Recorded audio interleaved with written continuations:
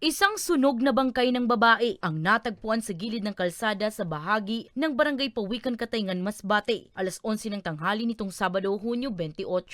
Kinilala ang biktima na si alias Ming, may asawa, barangay health worker at residente ng Barangay Kagbatang, parehong bayan. Ayon sa PNP, magtatatlong araw nang nawawala ang biktima. Huling nakitang buhay ang biktima alauna ng hapon nitong Miyerkules, Hunyo 25, lula ng kanyang motorsiklo kasama ang kanyang kapitbahay na kapwa magririmit ng pera sa lending company sa Barangay Poblasyon, pareho ring bayan. Bago maiulat ang kanyang pagkawala, naihatid pa umano nito ang kanyang kasamahan sa isa pang lending company sa lugar.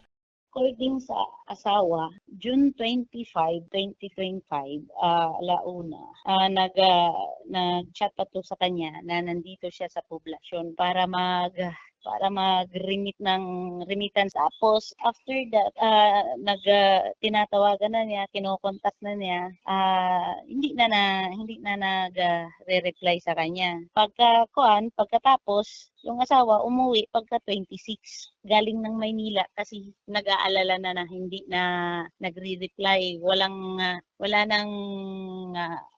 paramdam sa kanya. Then 27 siya dumating dito sa Katayngan.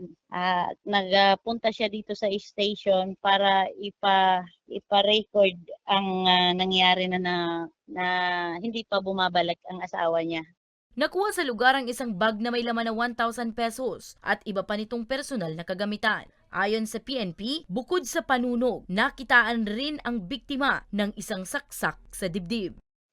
Sa ngayon po, kakalabas lang po ng postmortem result. Ang result po talaga niya is meron siyang saksak sa dibdib, tapos ang sunog ang katawan niya. Yun ang dahilan ng pagkamatay niya.